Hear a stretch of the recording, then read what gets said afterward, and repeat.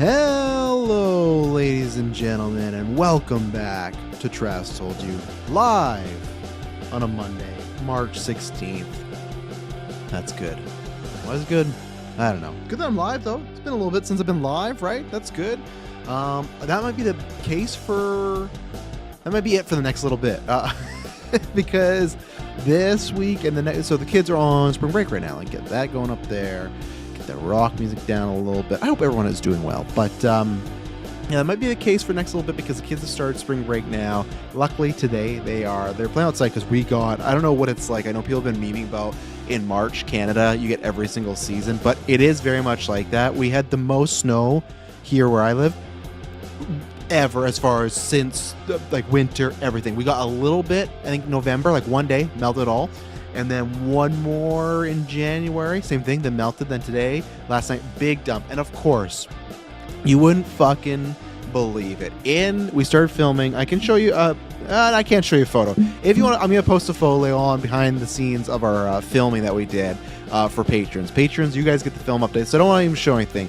You guys are even going to get half of the update because I can't show the full picture. It's a full spoiler. You will understand in about 2-ish years. It's a fantastic scene and a fantastic thing. I was so happy with everything. Like, everything went right for the most part. There's something that did take 40 minutes that, again, I can't even talk about yet. We're gonna have so many stories about this third film, but literally in the script, I'll just say character gets picked up in a snowstorm. We were supposed to film this another time. It wouldn't have mattered because winter didn't snow. So it's like, okay, we filmed everything till about 3:30 p.m. We went from 10 to 3:30 p.m. Get home around 5:30, start snowing, and then storming. It was supposed to be that way earlier. So it is just snowing, dumps of snow. Again, later on when I was supposed to be, after the fact that it's filming. Same day when I put snowstorm, I went, okay, that's just the way it is. We can't control the weather. We don't have the budget to make a snowstorm. So here we go. And then later on, the snowstorm happens. Motherfuckers. Couldn't believe it. But yeah, other than that, it was a very good weekend. And I can't remember. Oh, so yeah, the kids are on spring break. They were playing the snow, and then they're hanging out with my mom. They're going bowling and doing a sleepover and stuff like that. So what's going to happen is I'm live today. Wednesday, I think I'm just going to do, because Wednesday's Weekly Geek, and that's the rumored trailer for Spider-Man Brand New Day, and that's me and Kirkland on Weekly Geek. So I don't think I'm gonna do another Trash Told You, because I don't think, if I'm already on Weekly Geek, I'd rather cover it with the Spidey Boy, Kirkland Patzer, than just myself. I know it probably would do better views and everything to start it in the morning, but yeah, I don't know. Let's see here. That's true.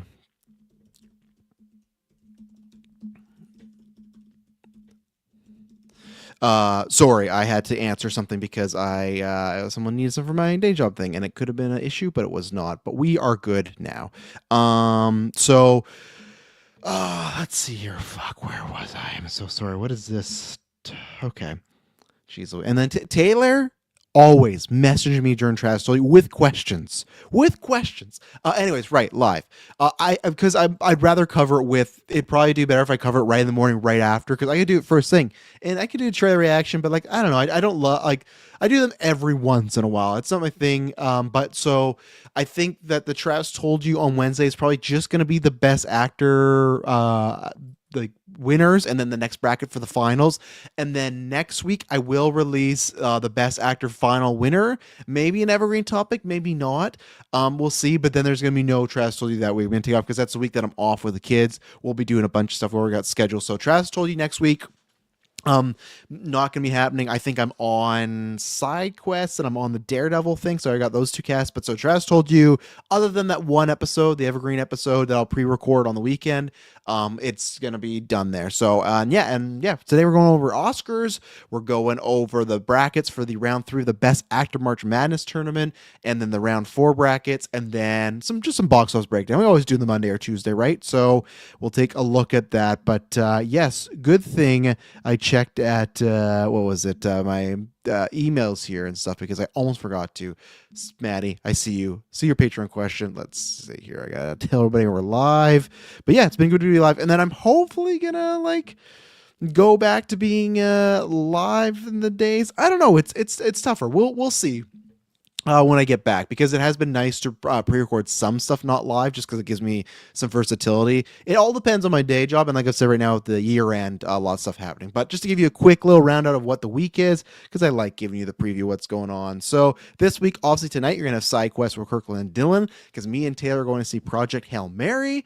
We're gonna see that. We're gonna drop a non-spoilers review tomorrow, so nothing spoilers. If you want our thoughts, it's there, and then the spoilers review will be on the Friday. Phase 3 patrons, you're getting an originals episode, so that's just me and the whole crew, the OG4, just talking just life and things going on. So you got that happening. Punisher or Patreon producers, you'll begin the Punisher '04 retro, so that's tons of fun. You get that early. Phase 2 and up, you're getting a Resident Evil retrospective. Weekly Geek with Kirkland and myself on the Wednesday, and then I think a gimmick on Saturday. I think I got to talk to the boys there. But yeah, that's the week. Lots of good stuff happening. But yeah, let's talk about Manny says right here. Good afternoon. Let's find Oscar Monday, and it is right. There's something nice in the world as a film fan, and I feel like we've had a pretty good run right now, because again, Oscars very important. They're fun. They're not the be all end all. Like what you like, it doesn't determine anything. If your favorite movie loses, it doesn't really matter, right? It matters more for people in industry. But where I've come from, like, I like seeing the Oscars as far as, hopefully if it's a good show, which I think last night was like I think it was a good show. I think last year was a great show. I think Conan is great. I think he should be like the Billy Crystal host all time. Every once in a while, there's stuff where like when he broke into song and dance, there's some. Don't get me wrong, Conan's my favorite talk show. Talk show host of all time. I listen to his podcast. I love Conan O'Brien. I will follow Conan till the day that man dies. I wish he had the Tonight Show. Maybe it worked out better for him than he didn't, but is always some types of skit humor that's not my bag with Conan, because he goes too far in a joke. We all have that, right? So I think there was a couple of those that just didn't hit for me, but there's also some bad dad jokes that he delivers in the best way that only O'Brien can. So that's a great. So I think whether it's his material or what they wrote for him was a little not as good. And I also just think in general, the bits that people had, like that were pre-written for them, were not good. Like Downey and Evans, should be a highlight. That should be a easy chemistry boom. That whole like 14, like, and here's the thing, they set up like, oh, it's our anniversary, right? Oh, 14 years since the original Avenger, and they go back and forth. All you need is the announcer saying, oh, celebrating their 14-year anniversary of the first Avengers film, Robert Downey and Chris Evans. They had to set up the joke like a couple times, do the joke, which wasn't even that good, and then they kept going with it. The best part was Channing Tatum in the crowd doing the whole like, "Oh, give me my panties back," or whatever, right? Like, easy fix there of the announcer setting up the joke for them, and they just come right in. There's one that I just it sucks because I'm sure I'm sure they're fine. I'm sure they love each other, but it felt like they had no chemistry whatsoever. It was fucking Bill and Lewis Pullman, man. You were telling me, other than the look, you're telling me they were father and son. It's like, no way, man. These guys got nothing going on chemistry wise, you know? And that's why I don't blame them. I think that's whoever was writing these bits in the intros. They weren't good this year. Even the Will Arnett, Channing Tatum one, like their delivery is fine, but just the stuff in it, and even the Bridesmaid, like I enjoyed some of it, but I feel like the Avengers, the Pullmans, the Bridesmaids, those all felt like layups, you know, and they weren't really. So I think the show was good. Has a pacing problem as always. We had multiple speeches cut off, which sucks. And oh, that's the other thing too. There's a lot of weird production stuff because they would do the cut off, and then people's talking like, okay, go back to the music, go on cut. There was one where they tried to cut off somebody by going to Conan, and Conan just fucking laughed. Like he's like, "What do you expect me to do?" Like, I'm not talking until they're done. So then they went back to the speeches, and then of course this happens all the time, right? I'm no one to speak about. Look at our extra life. Stuff happens all the time. But like, what he's just standing there. They come back, and Conan's like, all right, almost done, almost done. And he points something, I think pointing Delroy Lindo, gives him a bow, and he's like, yep, are we live? And then I think sometimes we're like, okay, you just never know. And it was just like, and Conan is the best as far as like that. Like some people make that feel awkward. He makes it into an awkward joke. Like he's so good at on the fly stuff. Like he fucking grew up like look SNL, like the improv stuff. Like that's Conan O'Brien, right? He can do that. So that's what's like even that awkward stuff. It works great as a joke. But there's a lot of just like snafus with the production. So it's gonna be interesting next year. It's funny when he's like, yeah, we're going to YouTube. That was really funny. I like that when he's like, yeah, so tonight's Oscars. Then it cuts in with like multiple Jane Litch ads, you know, because that happens all the time if you don't have the free YouTube, which I don't. Because I use YouTube, but not enough, I guess, right? Like I use it for some things, but Um, anyways, so that stuff was good, but yeah, there was just a lot of weird things. Maddie says his fave joke was Conan at the Netflix Dead Sarandos. Yeah, that was pretty good, and he was a good sport, good laughs. Which we'll get into some jokes there. Maddie says 10 out of 10 your take on every skit. That Pullman felt like it lasts forever. Tatum in the crowd was good though. Yeah, exactly right. So that's why I think it was like a good show. I think last year was everything felt like it was better, smoother. Like, but again, the opening, the weapons. I'm a sucker. I can't remember. I think Billy Crystal did this one year. I think Conan's done this before in the Globes. I'm a sucker for character runs through different movies. In my film school, I fucking did that. I did that where I played Dexter, where we had it where a person running through multiple TV shows like that was going around. It was just like a end of the year, like have a fun project, and we did that. I'm a sucker for that gimmick. I like the whole just run through projects and have a good time. So, like I said, it wasn't like an all time, but we've seen some all time bad ones, right? But it was just I think good. Some and then some skits were great. Some skits were all right. Yeah, the Serrano's joke was good. I guess I'm like, it's tough where. I guess we're gonna get into the Michael B thing, but the other thing that was really the Timothée Chalamet thing, but the other thing that was really good was the In Memoriam. It went on long, but I really don't care. Oh, that's what I was gonna say, right? I'll get back to the In Memoriam, the YouTube thing. When Conan brought up YouTube, it was like a woo, and like some claps, definitely like the younger gen, because I still feel like that there's a certain group of actors that are younger, and then a lot of the group of the actors that are older that hear it's gonna be on YouTube and just like stick their nose up to it, right? I get it in a sense because you're not on a pay. I love it as a viewer, easy to watch right there. But I'm sure some people's like, you don't even pay cable to get this. You just go there. I know there's gonna be a chat system. Like it puts you on the same level of like the streamers. But like YouTube does TV now, and they have shows and whatnot, right? So I think that's interesting. And what I'll be curious about is to see if they let the speeches go longer because they make this show end up to be about 3.5 hours because it started at 4 p.m. my time, ended at 7:38. Which I'm sure I wonder, which was a great moment, right? When Conan O'Brien gets the host for life thing, he walks out and they do the whole lockjaw moment with his ending. I wonder how guests feel when they see that, like, my speech got cut up because of this, but it's fucking damn funny. Or like, I fucking loved it when Adrian Brody presented Best Actor and they made the jokes of him being long. He's okay, let's just get right into it. But before, and then he said something like, I don't want to make this too long, but before, and then he's like, okay, actually 1 minute. They start to play, they start playing music. He just said, no, you're not going to play me off. Like, I haven't been there before. Like, he redoes the speech, and then he pulls up this whole list. It's great. Adrian Brody needs to be in more shit, you know? So there's some ones that really worked. So with YouTube, that's the thing I would hope is that they do let the speeches go longer, because I've said this to Emily and I've said this to you guys all the time. I think other than a few years, the Oscars probably has like I don't think we even have the viewership for it, right? But like, let me just see. Let me check if the ratings are actually out right now. I don't think they are because I had to do the show a bit earlier. But let me see ratings. But even then, I'll pull up the 2020 ones, right? Because obviously the Chris Rock slap one, those went up for a little bit. Let's see ratings. I don't think so. How many PK? Let's go 2025, right? So 19, that's not true. That right, they're put the Hulu. I'm trying to find the TV ones, right? Cuz streaming it says 19. That's the tough thing, right? Cuz they're putting in streaming numbers with TV numbers. Biggest audience in 5 years. I don't know. I really don't know. So I'll just say whatever the number is with TV and streaming combined, right? And same thing with YouTube with listens. You never know because even with our podcast stuff, there's like here's listens for people that do under a minute. Here's people listen over a minute. Here's people listen under 20. Here's people listen an hour. And some of those things don't count as a download. Some of them do. I feel other than the odd years with a Chris Rock thing, or if there's a bunch of mainstream films that get nominated, I think the Oscars are, let's say, I don't think that number is correct, but it said 19.5 million. That's definitely not, because we've seen some Oscar number. Even let me just hang on. 2024, when they weren't tracking this stuff. I can't remember if that was the slap, though, right? 24. That said 19 again with, let's see. Then Hulu app. Okay, I'm trying to find just a fucking TV, not the Hulu ones. 18 million. Let's see. Okay, so 12% increase from 2022, and then all-time low for in 2020 was 10. So that's where. Okay, so look at that because I'm pretty sure. Hang on, I know this is dumb, but stick with me. Chris Rock slap. Did that happen in 2022? It was 22. That was the bump. So see, here you go. This is where it completely makes sense. All-time low for the Oscars was a 10.4.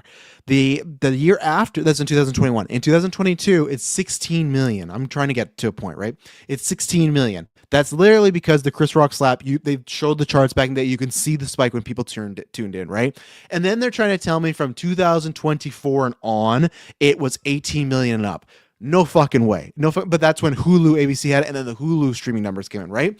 So you could say, let's say it's more, because I could believe 10 million and then the slap made it go up, right? So that's where it's like, if it's somewhere between 10 to 16, let's say it's 14 million, I feel like that's your number. Your number is, and now I'm getting emails from Clay right now. You're not too late, Clay. If you're listening, I saw your post. Don't worry. I know it went a little early. You're not too late. You're in there. I'll get your question in there. Um, I think the people, what I'm getting to is why I wanted to bring up the numbers. I know it was that was like the fucking Bill Pullman skit right there. Me trying to find the numbers. I digress. I think the base of people that watch the Oscars are usually about the same. Even then, that was what in 2024 it was 18.7, and then 2025 was 19.1. What 400,000 difference? And even then, too, like in my opinion, the 10 to the 16, that slap we all know put a big dent up, right? So that could have been maybe 10, maybe 11, maybe 12 at the highest, but the slap went all the ways, right? Let's see. Superman says 2021 had no commercial hits nominated because it was the COVID year. No one cared about No Man Land. I didn't care about No Man Land. You're right, Mike, but still, that was like, I think that was still in a time where it felt like the Oscars had like that 20 million, but then it was like every year it was going lower. Because I remember that was the talk of it should go to streaming. So you are right that it was COVID, lack of films, but it was just a general of the Oscars are starting to dip low. And again, we don't have great stats because the year after is the slap, which it spiked mid-hour, right? So that doesn't count as like a good gauge. And now it's streaming and Hulu, right? Because we've seen this all. I don't know now. That's why Netflix doesn't report numbers. For a while, we found out if someone watches 30 seconds, they consider that a watch, right? So like with streaming, you don't really know, and that's frustrating even with us too. Like sometimes, right, with our downloads, like and certain things when we get payouts. And I honestly just had a conversation. I won't say which outlet, but someone were like, "Hey, we have this, and this." Like, oh well, with their new systems, this and now it has to be that, and it's like, oh. Well, it wasn't that way before. So it's like, is this a better method, or do you just want to pay us less for this episode for X, Y, and Z? You know, it's just like, but you can't. We're a 4-man small partnership business corporation and not making 6 figures a year. So it's like, well, we just gonna have to take it, right? So my point is, I think the same base of people usually watch the Oscars, give or take a random year as far as some big films, big moments, something like that happening, right? So I feel that, and that's the idea. And I worry with YouTube, they're going to try to grow it. It's going to be, okay, we're going to make it, I don't know if it's the speeches, I don't know if it's some really gimmicky stuff, but they're going to try and get those numbers up. I worry what that show is going to be like, but my hope would be maybe not unlimited, but instead of the 90 seconds, give them 3 minutes. Give them that. Like, I will watch the speeches. Everybody that was in our Oscar pool last night, we watched them because I think none of us are like, we love doing it because we got the Oscar pool, which I'll give you the results. Fuck, man. I thought I could go 24 for 24. I didn't, and I'll talk about that in a second. But, and if you want to join the Discord, do that. Taylor did a whole reset. It's looking great in there. We have an Oscars channel where it'll go quiet for a little bit now, but S-Bubs don't say shit like that. And that's exactly what I'm worried about. Mr. Beast giveaway in the middle of the show. I don't think it'll be as bad as that, but I think stuff adjacent like that could happen, right? And I really, Mr. Beast's name was on the door at the end of this cast. You never know, but Oscar pool, I got 17 out of 24, so I got the lowest. So pretty good, but I felt there's a couple picks that there's like, I think it was like the live, the short, the live action short or whatever it was. 2 winners. I didn't get either of them. Crazy. And then there's a couple that I should have went with my heart, but I got a little worry on some. So, but yeah, so I got 17, Mike, April, Clay, and JC all tied for 18. Then finally, after a 2-year streak of being first, Hansi at 19. But Maddie, I guess technically we found out because Hansi won the first year.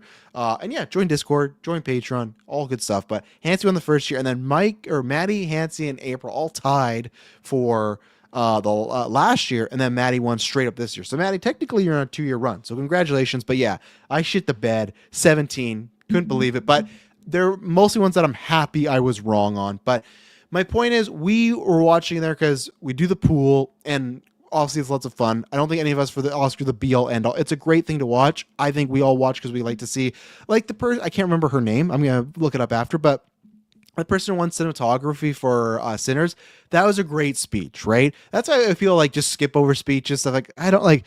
That's why the show is just for, I think, film fans. It's to that person to get their moment, tell their story, and say why they're there. And there's another one too. I can't remember. They listed a couple people, but even like Amy Madigan's, obviously it's best supporting, so most people watch it. But still, like her speech was great. Like the people that love film, whether you're like myself that wants to make film and be in that, or just enjoy the cinema and what it brings you, that's a moment to celebrate it. And yeah, sure, it can get a little pretentious and it can get a little holier than now, but the whole core idea is just to see these people get celebrated and make a great speech and be given some appreciation for their work, right? And that's where, for us, I think we all would take not the fucking K-pop Demon Hunter songwriters getting cut off and they're like waving the camera. It's like, no, we got to go.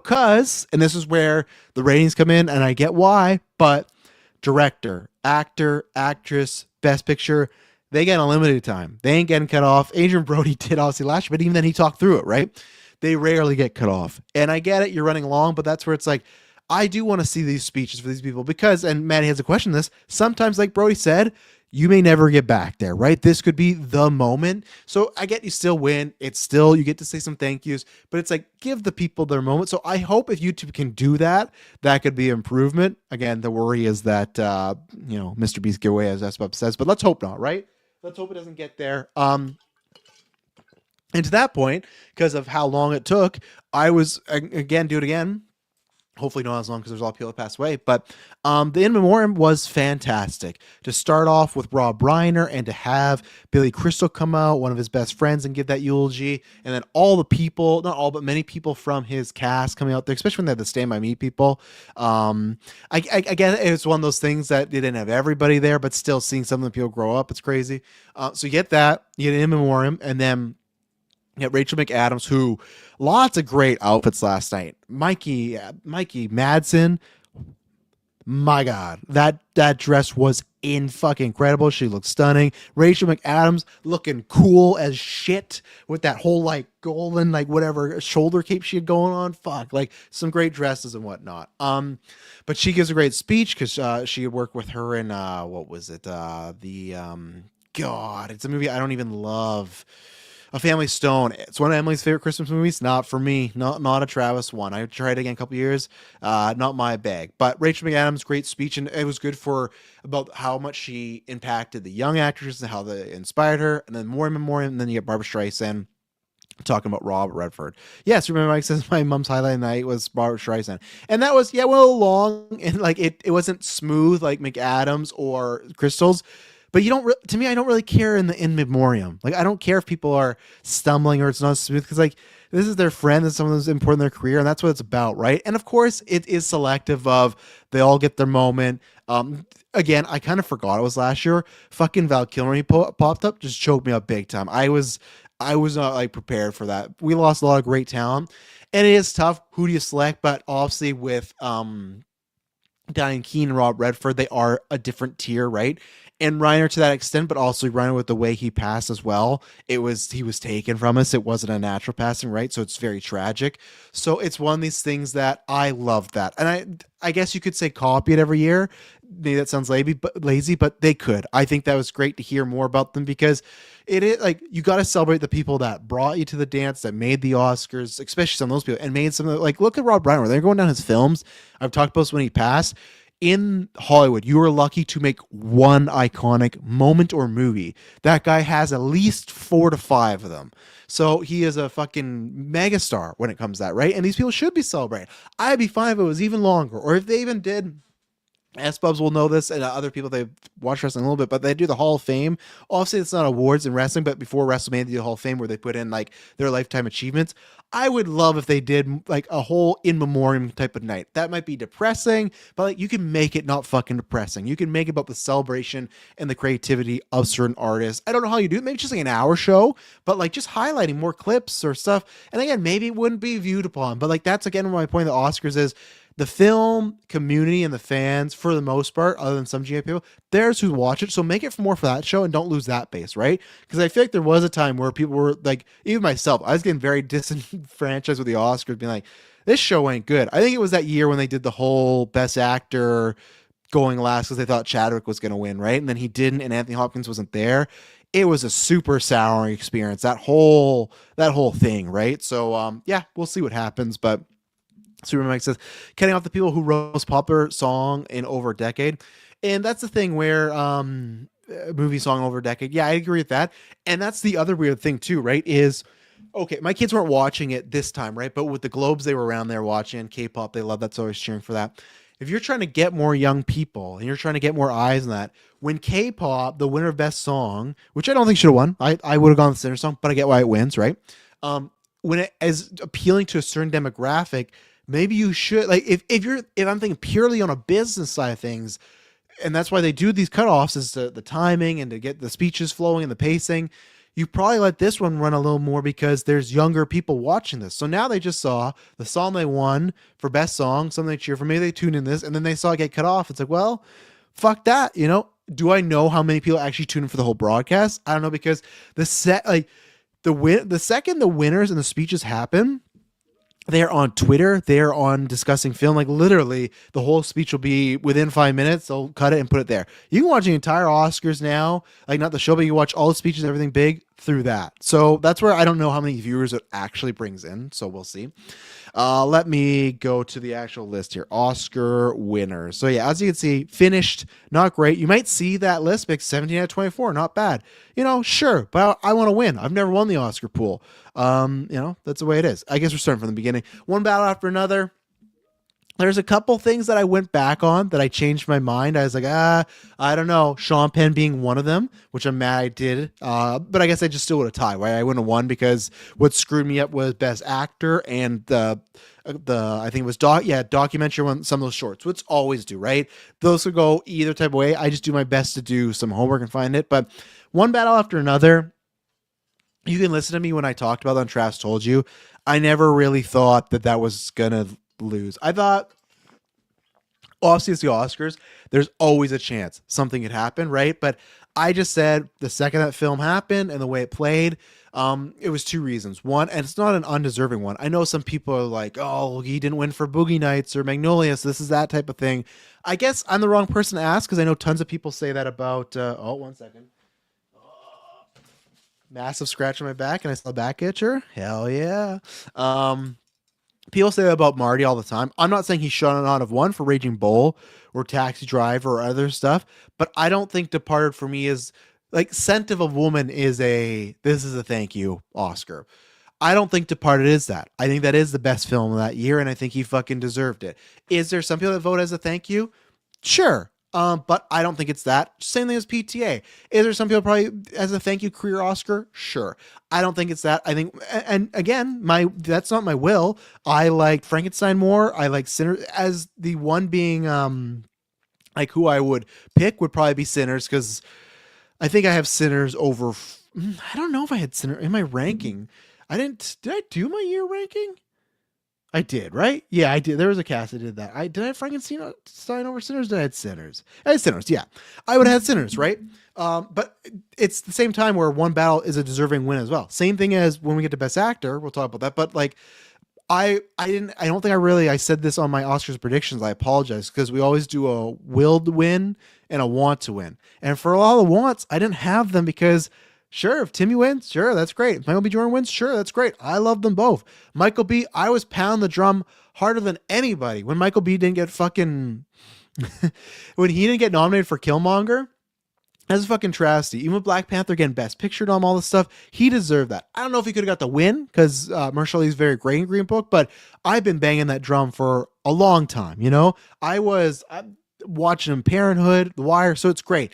I had Timmy as the Will, and I thought Timmy was technically, if I would have picked, I would have gone Timmy. And Michael B, he won our Golden Geeks as well. Check out the last episode. We did Golden Geeks winners. That's our Oscars, our categories, the patrons and us decide the winners. But I was happy with that. Same thing. I would have been happy with Mario Supreme, Sentimental Value, Sinners, One Battle After Another. A lot of great films. So I don't think the PTA is a just career win and a oh, you deserve it, here you go, we should have won here. No, I think it's deserving that. And I just, as I said, I thought the second I saw that movie, it's very politically charged. Last night, lots of political speeches or allusion to it about the problems.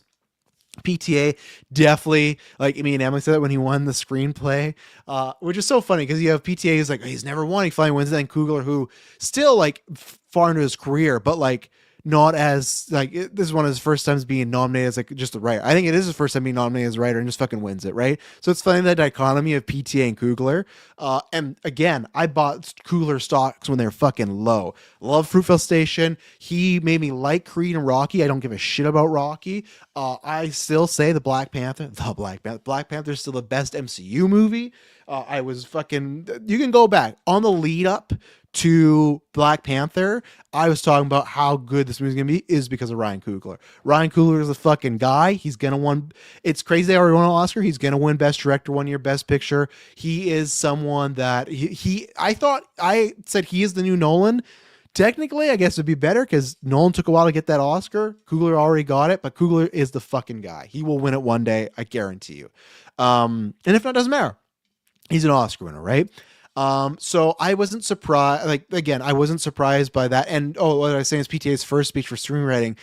It felt like I'm going to save the better speech for director, which he did. And even when he got Best Pictures, like, I was a bad director. I didn't even think my cast, so I got to do that. So each speech had something I did really like, and maybe some boomers might listen to this and not be happy about this. I don't know. Me and the boys talk about this all the time.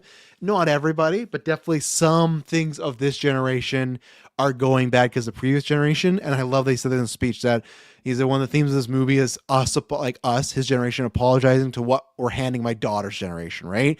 And I think there's a lot of us that feel that way with certain political things, with real estate, with money, with the economic and jobs, like both in Canada, America, like some of these, like the job percentages being low. Like there's definitely there. I saw a meme the other day where it was being born from 1990 to 2000 was the best time to be a kid, but the worst time to be the adult. And it is tough out there, right? And that's why we appreciate everyone that listens, and very much appreciate everyone that does join our Patreon, because you get the best content there, exclusive episodes, best way to listen. I think we're doing it better than anybody that doesn't do this full-time job, maybe even better than some people do this a full-time job. We work our ass off, and that's why we appreciate anyone that gives us your hard-earned money.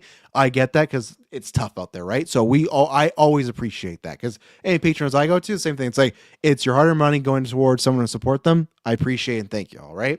So I like his speeches a lot. So it's good. PTA finally Oscar winner, 3-time Oscar winner. Great for him. I think, right? He produced One Battle After Another, because if you didn't produce it, you don't get the win. I think he did, because he was speaking about it. But either way, 2-time. Jessie Buckley got the win. We saw that chart last night in the Discord. She won everything, so it makes sense. Best Actor, Michael B. Jordan. Here's the thing, right? And as it says, opera ballet community made the call. So there's a couple sides to this. One, again, when I said Michael B, deserved. I have no problem with him winning over that. It was a great performance. The difference is he gave Smoke and Stacks. It's like, to me, I would have picked Timmy, but it's like a coin flip, right? Michael B. Jordan, seemingly a good guy. Again, we talked about last week. How do I feel about those comments about John the Majors? I don't know, but that's tough because those people are friends. They got to make those decisions, right?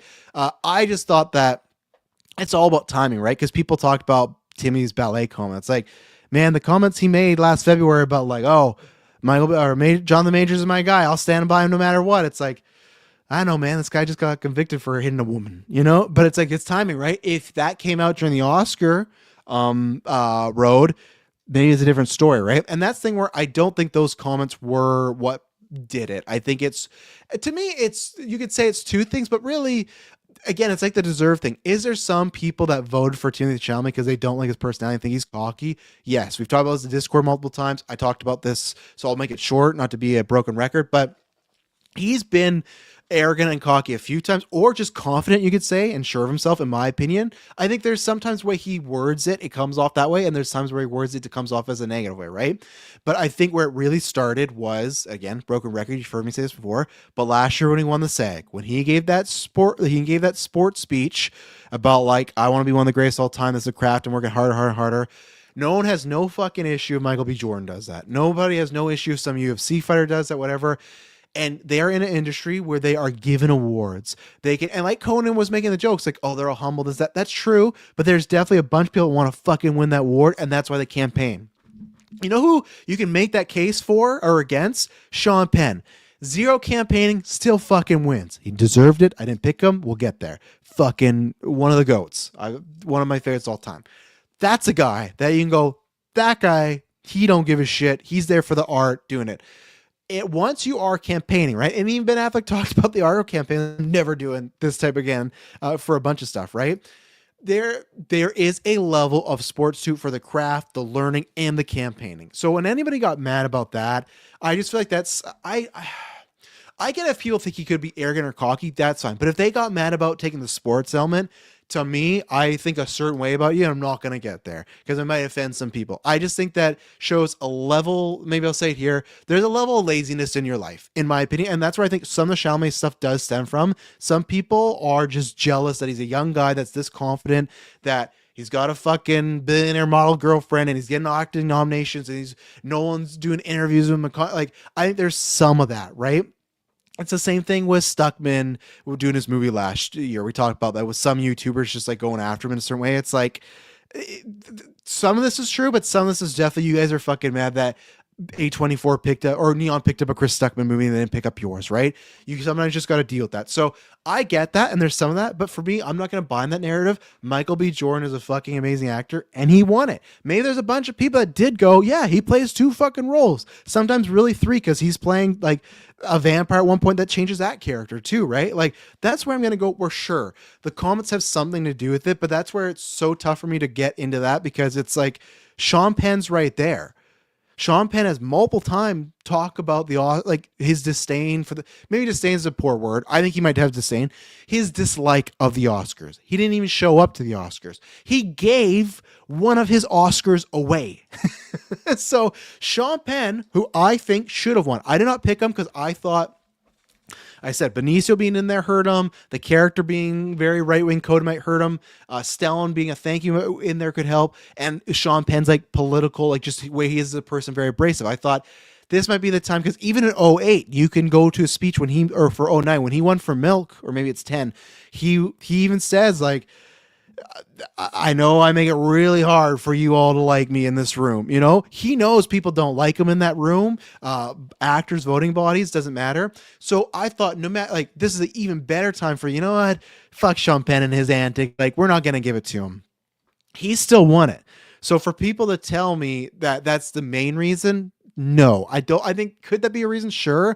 But no, I think that also sullies Michael B. Jordan's like reputation a bit, like, oh, he just won it because like people are mad at Timmy. No, Michael B. Jordan gave a fucking phenomenal performance. It is a best actor performance. He earned that award. He deserved that award. He was fantastic. And this comes from a guy that said, I would pick Timmy, right?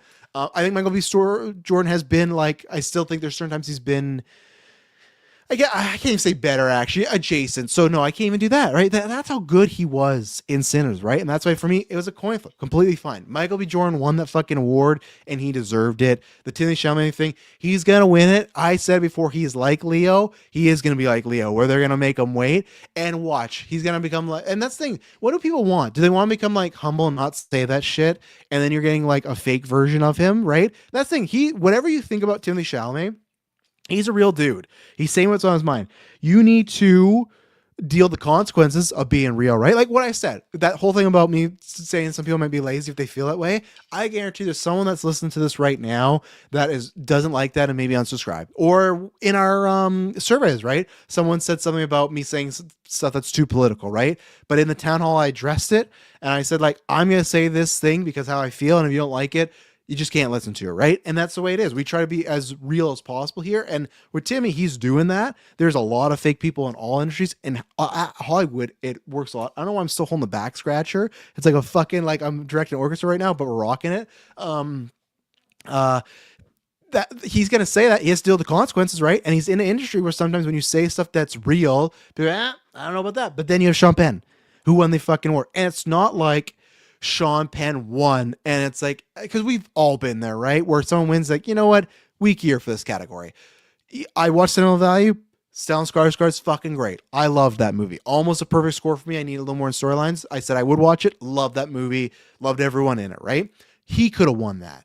Benicio could have won that. Jacob Elordi could have fucking won that, right? Like, that's the thing. And that's something too, Mike, when you bring up Marty Supreme had the least buzz, though, no wins.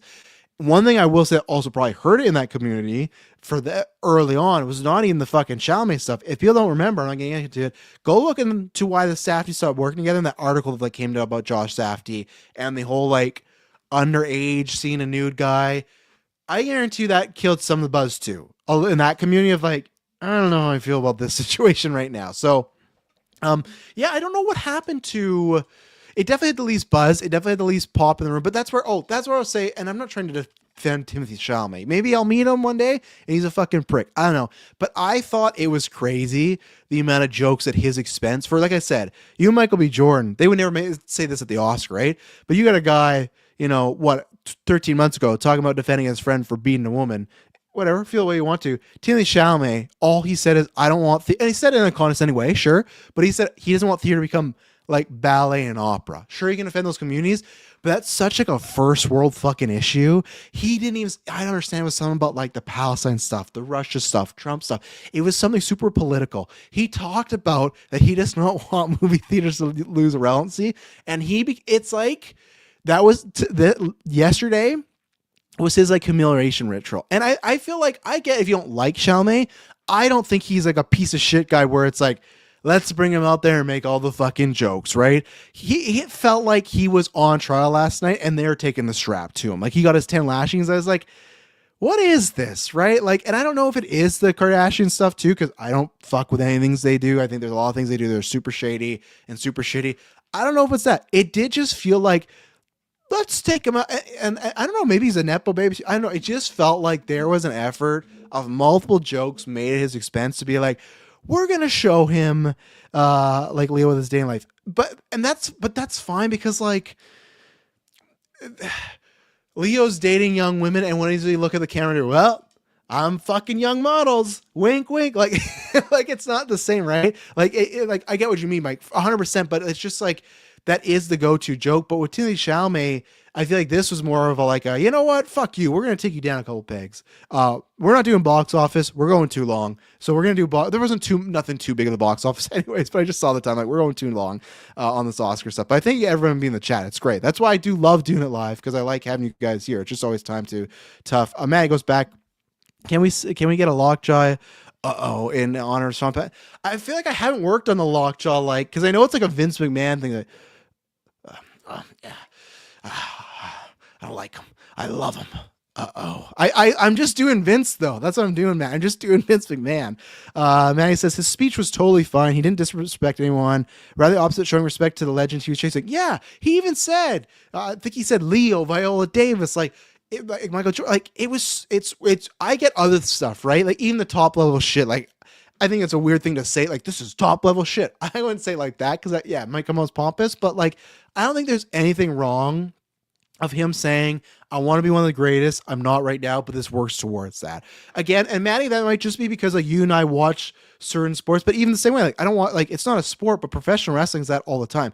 Professional wrestling is like an Oscar where when you get the championship, it's fucking scripted. You don't win it, but it is like an Oscar. It is, you are the best person in the ring, on the mic. We're giving you this because you can be the top of the company right now, right?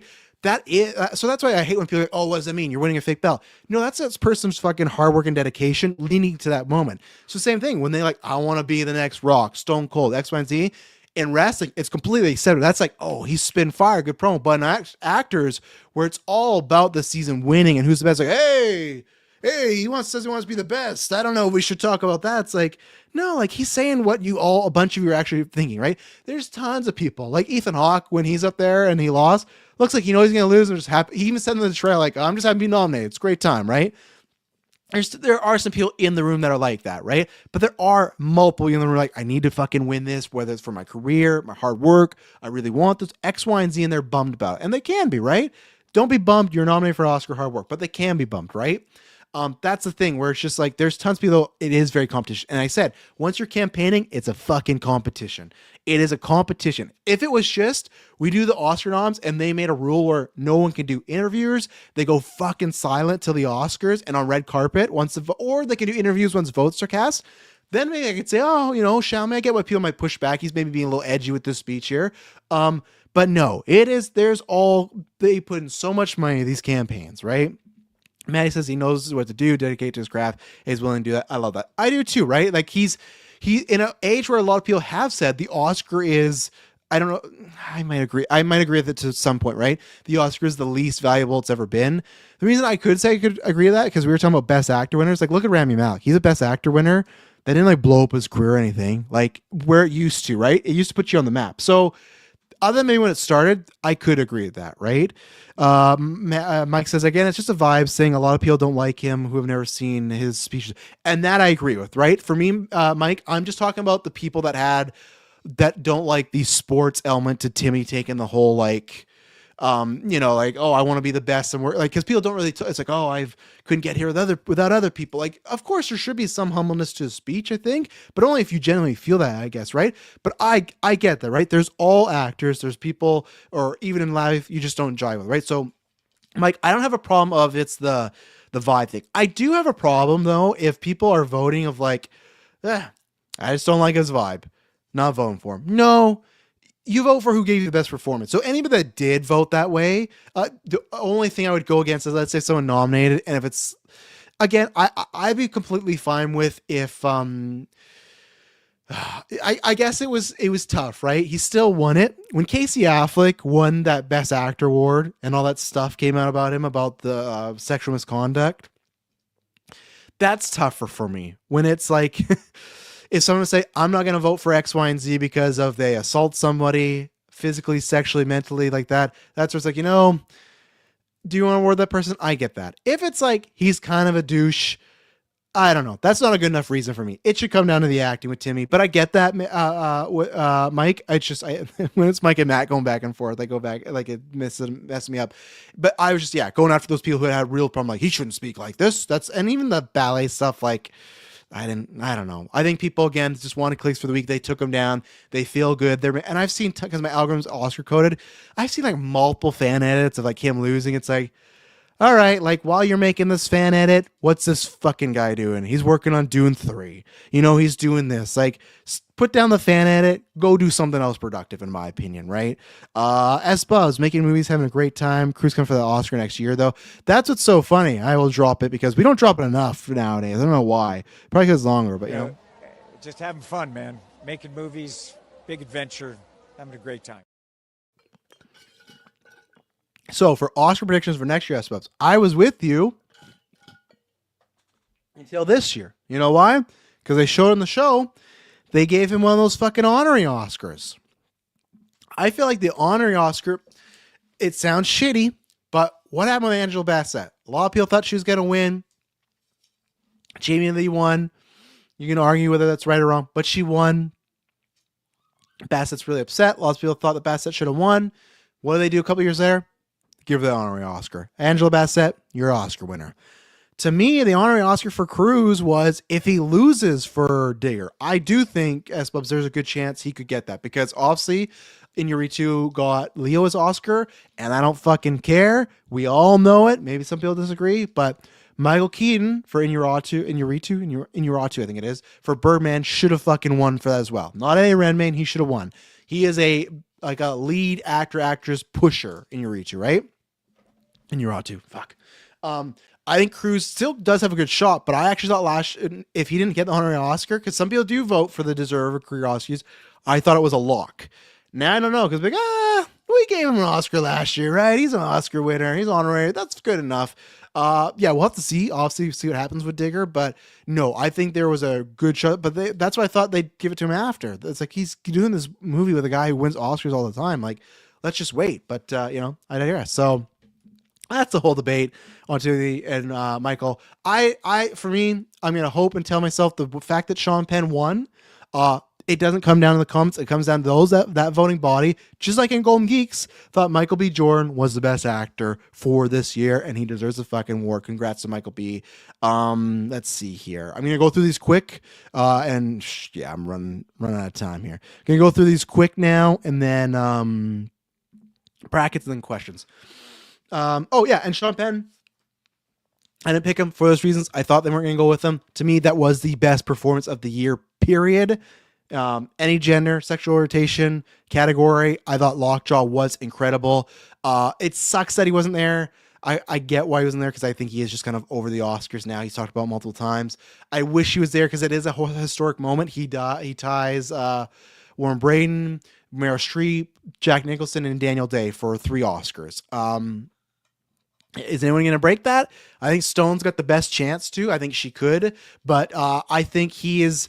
I talked about this last episode. Sean Penn is up there to me as if I make my top 50 or top 25, he's up there. The back half, not as strong because he doesn't act as much, and there's a couple other projects that are a couple different choices, but I'd say from 80s to about the aughts, I thought he was the greatest actor of all time. I now put Bale up there, but Sean Penn, and I put it the day I saw Oba, the day I saw one after another, I put in my Letterboxd review. Great time in the cinema. Sean Penn has the juice to win an Oscar at any time, and that's who Sean Penn is. If he locks in and he's with the right director, I know you can say about a lot of people, but like Sean Penn is a tippy top of he can just fucking win an Oscar like that. Like he is, and to me he is a talent to deserve hold the record. He is up there. So. Let's see. Original song, K-pop. Sure. Yeah, we kind of thought it was going to have similar value. Yeah. All these were pretty much, I think, are locked in. The only big surprise, I think, was cinematography and then casting. Casting, to me, Michael B. winning gave me a little like, oh, maybe. But Michael B., I was like, that's more of the actor thing to me. Casting, if Sinners got casting, that's where I'd say there's still a chance for Sinners. The second, and I predicted Sinners to get the second One Battle After Another got casting, I knew it was like over for One Battle After Another. I had been predicting all year or season, but that was, to me, I knew it was done. Let's see. Ludwig got his 3rd Oscar, so he got 2 more to Ty Williams. So again, could he break that record for composers? We'll see. Fucking best documentary feature. I picked Perfect Neighbor, Mr. Nobody Against Putin. Fuck me over there. Visual effects, Avatar, production design, costume. That's all for Frankenstein. Yeah, screenplay. One Battle for Another. We thought Coogler for Sinners. Yeah, best supporting actor. Let's see, live action short. Yeah, a tie, and I think it's because of the new system. But yeah, The Singers and Two People Exchange Saliva. I did a friend of Dorothy because it was like the front runner. Fuck me. So I lost on Penn. That an actor took me out of there. So that was annoying. But yeah, so those are my thoughts. Yeah, Amy Madigan, great speech, well deserved. That was a little bit up in the air. Well, I did pick her to be safe. I thought that was the safer route, and she had a great speech. Shout out to her. Well, her first nomination was like 10 years ago or something, or sorry, like 40 years ago, 30 plus, almost whatever. And then she wins now. Great, and she deserved it. That character, Aunt Gladys, has become an iconic touchstone. It's on the Scary Movie poster. Cohen opened with it. And good for Zach fucking Krager, man. Good for Zach Krager. Making Barbarian, little budget movie, Weapons, which again, great marketing, really good movie. And Frankenstein, Sinners, that horror strong this year, but good for him. I know it doesn't make him an Oscar winner because no script or producing credit, but like he directed and created an Oscar winning role. Good for him, man. And you guys know how we're doing the Resident Evil Retro. Join Patreon. We're reviewing every single Resident Evil movie. Me and Dylan did Resident Evil Requiem 2 weeks ago, which was a phenomenal game. One of my favorite games of all time. Biggest episode of the month. I'm so fucking jazzed for Resident Evil right now. I didn't go too far. I did get a copy. I did get a copy from somebody that I know of the Resident Evil script. I got to a certain part. I did stop. I cannot share it with anybody else. I'm sorry. I can't. I was very happy with the way we're going. And it's not because it is to his word where it's like, doesn't have to do like a Leon or anything like that. It just It felt like, okay, this is part of the world. Like, this feels like it's like when you get a new game, when it is a game of Resident Evil World, but it's a new character. It felt like that. And I think the person that Austin Abrams playing is perfect. I trust him. I'm so excited for Resident Evil. I'm so happy for him that he got this because it adds some like esteem to him and it adds his quote up. You know, hey, I created fucking Aunt Gladys, you know? So let's see. There's actually a tie years ago for Sound 2, Skyfall and Zero Dark 30. Okay, and then there was that one that S-Pub shared with the best actors, right? So I think there was the three. So I guess it can happen. We almost had with Golden Geek, you know? We just flip a coin, but I guess it can happen. So, and that was a good tie to have, nonetheless. So it's going to be interesting if it ever happens again on those bigger categories. So let me do the questions, and then we'll do the actors quick, because I got only 10 minutes. But there's only, even though I got some bones to pick with you all fucking voters. Come on now. Maddie says, once their careers are done, how many acting Oscars do you think Michael B, Timmy, and Jesse Buckley will end up with? It's always tough, right? Like, we'll talk about this in tandem. Clay says, what do you want to see from Michael B. Jordan? I guess it's a little bit different. So I'll get there. I still think Timmy, because I thought Timmy was going to win. I still think Timmy could even win again next year, like maybe for Dune, but something like that, right? If you were to ask right now, I think it would be Timmy because he is in more of those type of movies. Buckley was nominated once, didn't win, now did, but then had The Bride and then didn't go there, right? You look at, I think it was funny. There was some stat that all these movies Timmy had been in, The Strike Zone wasn't good. They all had 0 wins, but it was like, so what? Complete Unknown, Lady Bird, there was another one, and then I don't know if this is in that category, but Call Me by Your Name. I feel like he is picking more of those projects specifically to get an Oscar, right? Which is fine because he said that's his fucking goal, so he wants to do that. With Michael B, the stuff he is coming up, which was fucking wild. I'm excited for all these. I love Michael B, right? But it's like, okay, so there's rumors about Creed 4, Thomas Crown Affair, which like I'm excited to see him directing, but I don't know what that's not gonna be any like Oscar bait. Miami Vice, and then an adaptation of Rainbow Six. Like that, he's doing kind of old school Hollywood stuff, right? He's kind of going back for like Sinners end up becoming a big Hollywood like Oscar thing, but that was almost more just a horror blockbuster thing, right? So I think like what I want to see is kind of that, because Clay asked, what do you see from him? Thomas Crown, there's rumors doing Miami. I think he's doing Miami. I think he hasn't said no, but what do you think his next 3 to 4 movies will be in a perfect world? In a perfect world, to me, I would like a bit more. It sounds like bad of me to say, I guess, but I'd like a bit more Oscar baity stuff, not to like keep up with Maddie saying like him to win multiple Oscars. It's also tough too, because once you start to direct, I feel like he's gonna get busy with that stuff too, right? But I would love him like this is duh stuff, right? But like there's a reason I put Michael B. Jordan in the list. I think he is one of the best actors in the world right now. He deserves that award. I would love him to work with a Scorsese, a Nolan, a Fincher, a Greta Gerwig, a Catherine Bigelow, you know, not Chloe Zhao, you know, who else? You know, I would like a few, because I feel like he kind of does like, and even his Oscar-y stuff, right? Black Panther, in my opinion, should have been nominated, but he was talked about, right? Wasn't meant to be an Oscar bait movie. Sinners wasn't. Sure, that was the hope, but I don't think they even would have thought like. I think how well Sinners did. I think if you were to ask Ryan Coogler, that's always the hope, right? But are you gonna win this Oscar for that? Is Michael gonna win that? I bet you they might say no, right? Same thing, nowhere near the level. I'm not trying to put myself on level. I'm just saying when someone said, "Hey, with Adrenochrome, you'll get into 14 film festivals and you win 7 of them." Would I have thought that? No. I was like, I'll be very happy if we win 1. And I think they're very different because Coogler is one of the best in the game right now, right? Anything he does, I've loved all his films. I don't think there's anything below an 8 for me, right? And I got multiple 10s on there. But I think the same thing is you just don't know when you start. I don't think he took this being like, and that's what's more impressive with Michael B. Jordan's win. I don't think he took this being like, this is going to win me an Oscar. Where there's probably roles that people have taken, be like, this could be one that wins me an Oscar. So I think I feel like that's what I was going to say. So Black Panther, not Oscar, Sinners, not Oscar. And then he's doing mainstream stuff with Creed, and he's been back at MCU, and he's doing Thomas Crown Affair and Miami Vice. That's mainstream stuff. I guess like Clay, I guess, is just keep doing what he's doing, right? Like, I would say I want to be a bit more Oscar baity stuff and be in some, like, work with some of those bigger directors. But it feels like he's got a good thing going where he circles back to Coogler and then he directs some of his own and kind of rinse and repeat, right? I think, like, stuff like like when he did Without Remorse and Rainbow Six, I don't know if he needs to fare too close to the action star stuff. I think Miami Vice is that's a cool project. Like him, Butler, Krasinski, that I'm completely. That's the like Sinners being more mainstream with Coogler. Do that. Rainbow Six. I love Rainbow Six games back in the day, but like that's where I'm like, I don't know. I kind of hope that doesn't happen. Thomas Crown Affair is a super weird choice to me. I think he's very charismatic, and I liked his directing style in Creed 3, so I want to see it. I'm just curious of why he's doing that. So I'd say keep doing, but yeah, if it was a perfect world, work with somebody that, because he can do those amazing performances. So work with somebody that's just going to go full steam. Go work with somebody.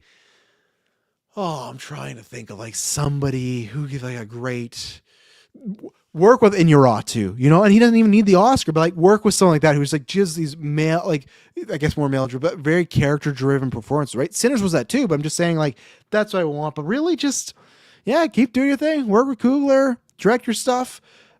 Stay away from like cheesy action stuff. That's what I'd say. I didn't even see full Without Remorse. I should check it out, but I just feel like even if he hasn't done that, just don't get too much into the action blockbuster stuff. That's just like a cash and like what happened with Rock, right? So there you go. But yeah, to answer your question, Maddie, between Buckley, Timmy, and MBJ, I would lean to Timmy. I know he doesn't even have Oscar, and those other two do, but I just feel like his strike zone, he's been in the zone a bit more, right? But could he just be a Dan Marino, Maddie? Could he be the guy who always goes the bowl, doesn't win it? I don't know, right? Let's see. Buckley was nominated for Lost Daughter 2, I think. Yeah, she was. I don't know if it was that, but I know she was nominated, Mike. So, and then Maddie says, yeah, I feel Buckley is a contender to win multiple. Yeah, I'm not saying that. You said who could win the most with Buckley, but we'll see, right? Because it's not like Buckley's in like a bunch of stuff, right? Like Timmy can, and Michael B too, but like even Timmy, like Wonka, A Complete Unknown, Mari Supreme, those last two had some bigger budgets, but still, they are hits. They're box office hits. A lot of that have to do with him and his marketing, right? He gets more opportunities. Look at Rami Malek. He's not in a bunch of stuff. I don't think Jesse Buckley's going to be a bunch of mainstream stuff. A bunch of people, I guarantee you, didn't see fucking Hamnet because that plot synopsis, right? So there you go. All right, let's bring this up because I got to bring this one a little long there. But Best Actor, March Madness. We are down to the quarterfinals here, going to semifinals.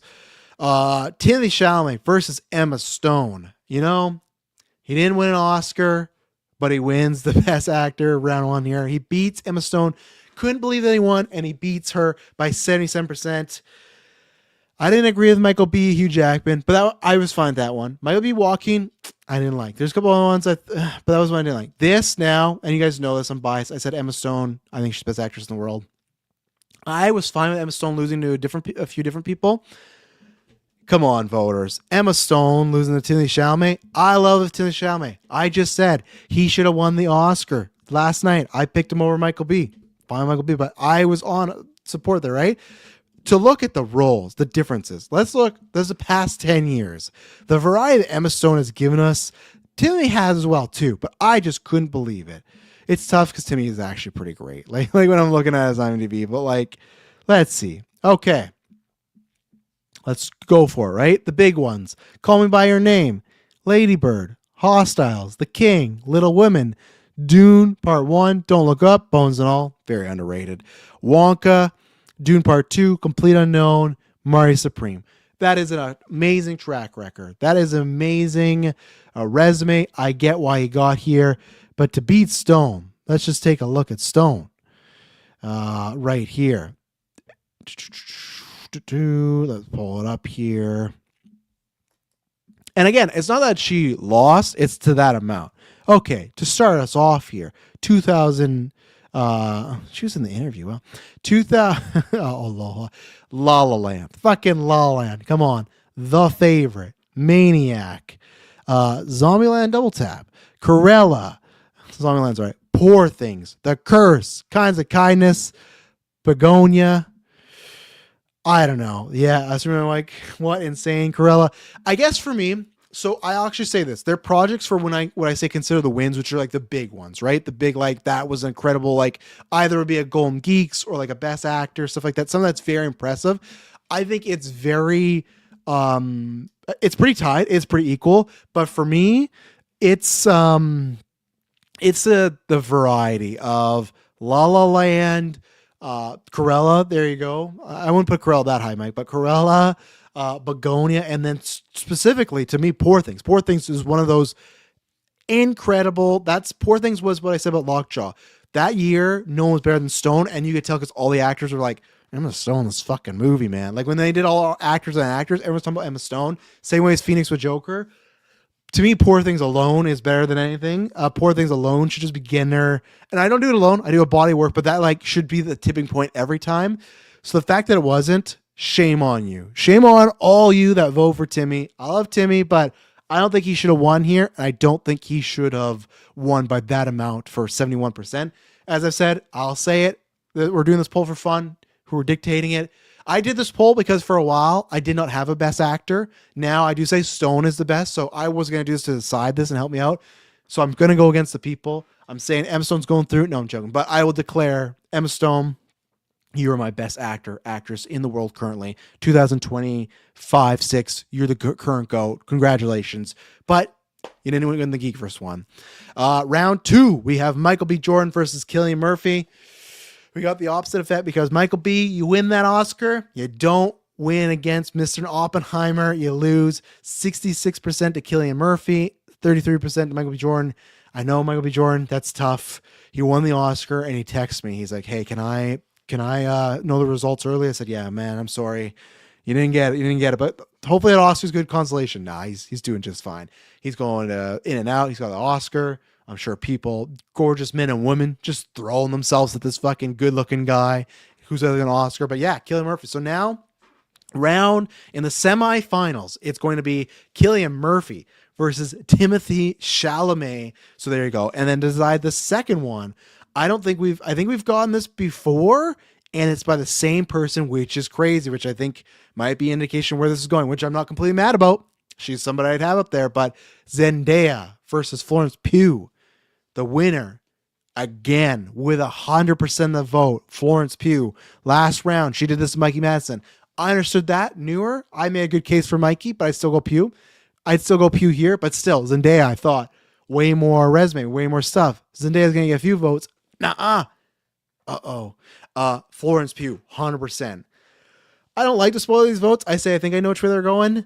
I feel like the way Pugh's eating people up, it has to go, but...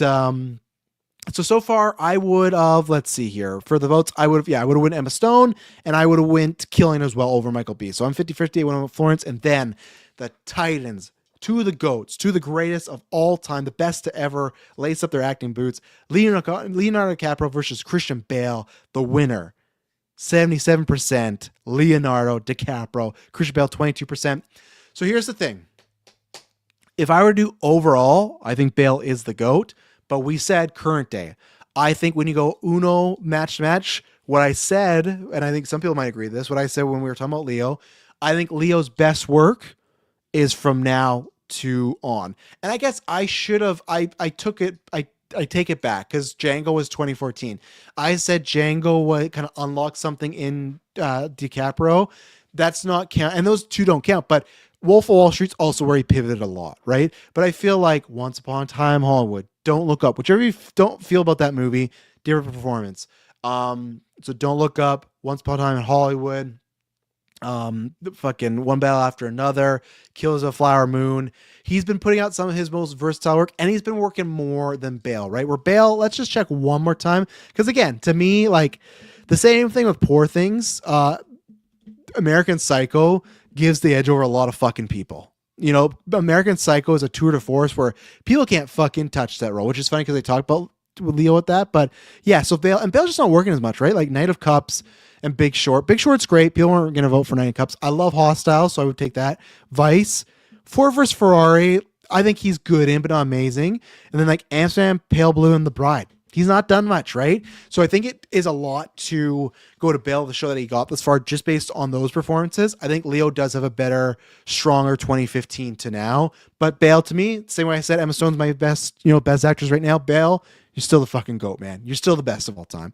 And then that was the final poll. So we are going to have Florence Pugh versus Leonardo DiCaprio. So that is going to go out today, later on. The voting is going to end on, let's see, 1, 2, 3, 1, 2, 3, 4. So right now, the voting has to end Wednesday. So the voting is going to end Wednesday sometime 10 a.m., 11 a.m. PST. So get your votes in. I'll get in later. I let people listen to the episode so that they don't want to be spoiled. But yeah, your semifinals, Timothée Chalamet versus Cillian Murphy. I don't know. That could go multiple ways. They both won by a big majority. I think I know which way I'd lean, but that could go either ways. And then Florence Pugh versus Leo. Those are your quarterfinals. The polls will go up a little bit later. Get those votes in. You have 3 days. Let me kill the chat, finish off here. Let's see. Maddie, Florence with a goat emoji. I think we know who Maddie's going for. The Pugh boys are locked in. 100%, man. The Pew boys are there. Let's go, Maddie says. And then Thor 3 brings Bale down a lot. Amsterdam 2. See, I don't subscribe to that. The reason I don't is because he's great in those movies. The movies aren't great, but he is great in them. So that's why and that's where everyone's voting is different, right, Mike? Because I didn't put that as a thing. I just said, hey, take a look at the 10 years. That's all I asked you guys. So if you go that way, that's completely fine. I think he's great. I think he's very good in Amsterdam. I think in Gore God Butcher, he's great. It's a lack of screen time, but I think he's great. The movies being shit, that doesn't really bug me at all. I don't vote against. So, but if you guys do, that's fine. But yeah, we'll be back Wednesday. Like I said, Wednesday, I don't think we'll be live because I'll be busy. I'm doing Weekly Geek. So I think it will just be, you know what? Because the way the week is, I'm sorry to do this. There might not be a Trash Told You on Wednesday. I'll probably reveal the winners on Weekly Geek with Kirkland. Because if I just do, because there wouldn't be much for me to talk about what. I'm going to come and record 10 minutes. And then it's just like, hey, Timothy, I'm stealing, here's the winner. Florence, and I don't want to do any news and stuff. And with the kids being on spring break, it's been tough. So, yeah.